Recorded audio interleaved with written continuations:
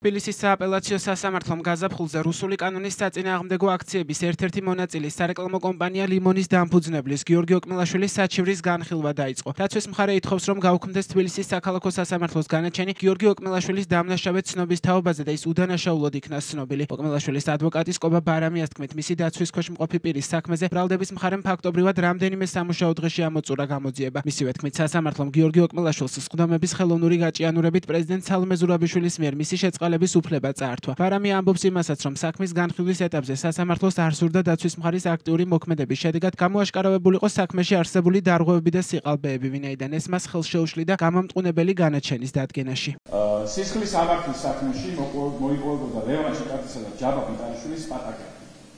სანებული პატაკების შინაარსის გადაკითხვის შედეგად უდავოდ დასტურდებოდა, რომ ისინი იყო აბსოლუტურად იდენტური, ესე იგი დაკოპირებული ტექსტი, რაც ქმნიდა იმის საფუძველს, რომ ლევან ჩიკაძისა და ჯაბა ბიტალიშვილის წინასწარ გამზადებულ ტექსტზე მოაწერეს ხელი, ან ერთმა მეორისგან დააკოპირა ტექსტი. ეს სასამართლოსაც არ უარყოფია აღნიშნული გარემოება. წინააღმდეგ შემთხვევაში შეუძლებელია ორმა სხვადასხვა პირმა ერთნაირად ჩამოაყალიბოს ტექსტის შინაარსი, უბრალოდ ერთი და იმავე სიტყვითა და სიტყვითა წყობით.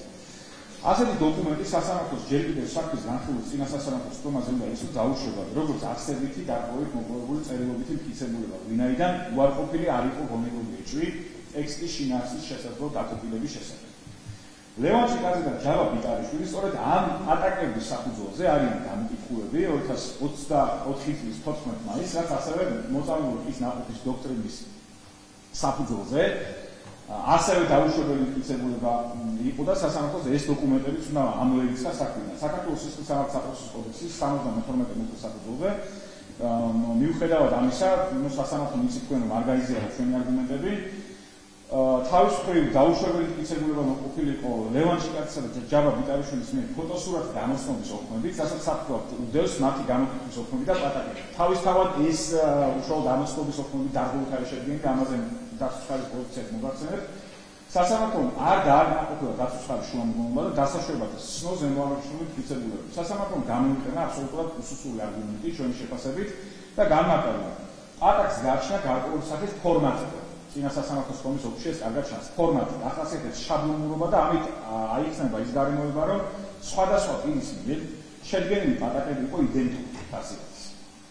საქმის განხილვა მოსამართლემ კი გამამტყუნებელი განაჩენის დადგენისას გაიზიარა აღნიშნული მტკიცებულება.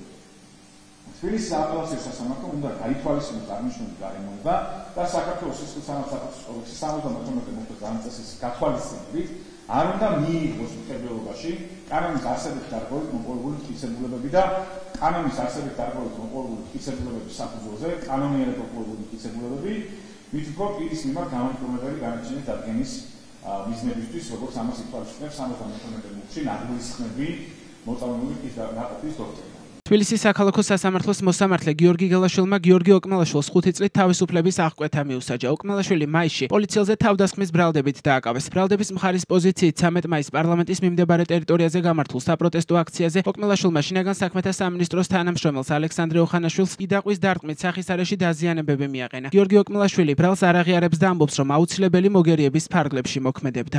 მოგეხსენებათ, რომ კონკრეტული პირები ჯაბა ბიტალიშვილი და ლევან ჩიკაძე მიმართავენ შესაბამის დანაყოფის ხელმძღვანელს იმასთან დაკავშირებით, რომ ორიენტირით, ეგრეთ წოდებული ორიენტირით, ასე ვთქვათ, გაგზავნილი ფოტოსურათს არსებული პირი მათთვის იყო ცნობილი.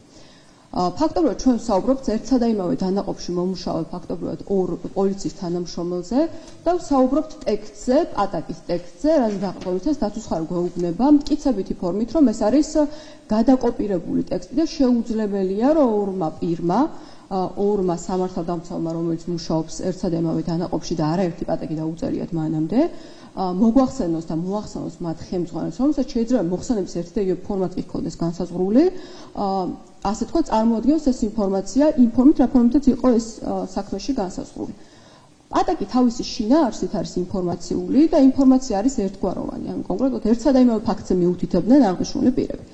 ამიტომ საკურველია, როდესაც დაცვის მხარე მტკიცებულებითი ფორმით გვეუბნება იმას, რომ არ არსებობს რაიმე კონკრეტული, ვთქვათ, სტანდარტი, მინისტრის ბრძანება თუ სხვა პატაკის წერასთან დაკავშირებით და ამის ფორმასთან დაკავშირებით, რაზე დაყრდნობით იძახის, რომ ეს პატაკი არის აუცილებლად, ასე ვთქვათ, დაკოპირებული და რაზე დაყრდნობით გვეუბნება მტკიცებულებითი ფორმით იმას, რომ შეუძლებელია ორმა სხვადასხვა პოლიციის თანამშრომელმა ერთი და იგივე შინაარსის პატაკი გადმოსცეს. ეს არის დაცვის ხარის ვარაუდი და ამ კონკრეტულ შემთხვევაში, როდესაც ვსაუბრობთ მტკიცებულებაზე და მის ფორმაზე, პატაკის ავტორები საქმეში არიან გამოკითხული მოწმის სახით, ისინი აწვდიან გამოძიებას დეტალურ ინფორმაციას თუ როგორ, რა ფორმით, ვისგან და საიდან და რატომ დაწერეს ეს კონკრეტული პატაკი, ამიტომ ამ შინაარსის სარწმუნოებაში ეჭვი შეტანის საფუძველი არ არსებობდა, ვინაიდან იმ ფაქტებს და რეალობას ასახავდა, რაც მათ გარშემო განვითარდა და რასთან დაკავშირებითაც საუბრობდნენ. ადვოკატ კობა ბარამიას თქმით, თბილისის სააპელაციო სასამართლოში დაცვის მხარე კიდევ ერთხელ შეეცდება სასამართლოსთვის იმის ჩვენებასა და დამტკიცებას, რომ გიორგი ოკმილაშვილი აუცილებელი მოგერიების ფარგლებში მოქმედებდა და თბილისის საქალაქო სასამართლოს გადაწყვეტილება დაუსაბუთებელი იყო.